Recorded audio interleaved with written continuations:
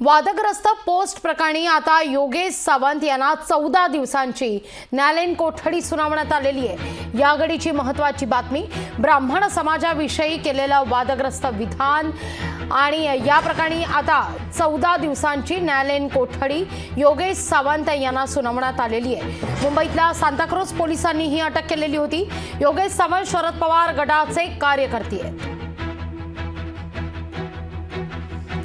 वादग्रस्त पोस्ट करण्यात आलेली होती आणि या प्रकरणी योगेश सावंत यांना 14 दिवसांची न्यायालयीन कोठडी सुनावण्यात आलेली आहे। ब्राह्मण समाजाविषयी केलेलं विधान हे सावंत यांना भोवलेलं आहे आणि या प्रकरणी आता कारवाईचा बडगा।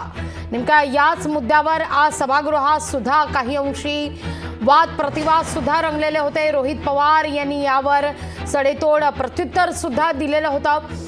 तर नेमका हाच मुद्दा सभागृहामध्ये आशिष शेलार यांनी देखील उपस्थित केला होता। आता या सगळ्या प्रकरणी वादग्रस्त पोस्ट प्रकरणी योगेश सावंत यांना 14 दिवसांची न्यायालयीन कोठडी सुनावण्यात आलेली आहे। ब्राह्मण समाजाविषयी त्यांनी वादग्रस्त वक्तव्य केलेलं होतं, ज्यावरून चौफेर टीका त्यांच्यावर होत होती।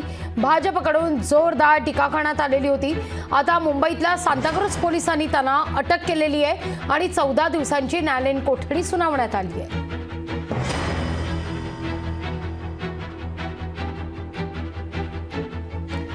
अधिक माहिती घेऊया आपले प्रतिनिधी अमोल धर्माधिकारी यांच्याकडून। अमोल, योगेश सावंतला अटक करण्यात आलेली आहे, 14 दिवसांची न्यायालयीन कोठडी। नक्कीच योगेश सावंत याच्यावरती काल सांताक्रूज पोलीस स्टेशन मध्ये गुन्हा दाखल झालेला होता। एक वादग्रस्त व्हिडिओ आहे तो त्यांनी शेअर केलेला होता आणि त्यामुळे जी तक्रार आहे ती त्यांच्या विरोधात देण्यात आलेली होती।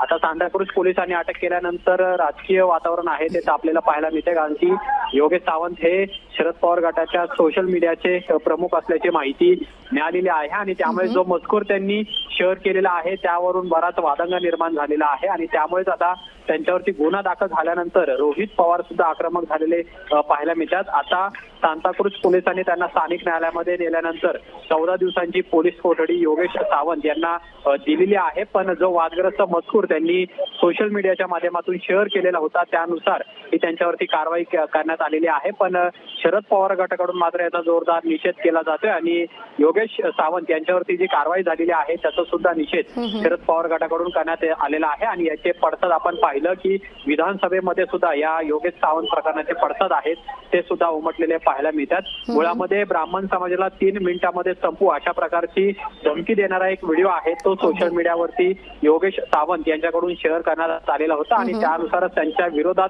तक्रार दाखल झाली। त्यांना काल अटक केली आणि आज त्यांना न्यायालयामध्ये हजर करण्यात आलेलं आहे। निश्चित अमोल, धन्यवाद तुम्ही दिलेल्या एकूणाच्या सविस्तर माहिती करता। लोकशाही मराठी ऐका, पहा, जागरूक रहा।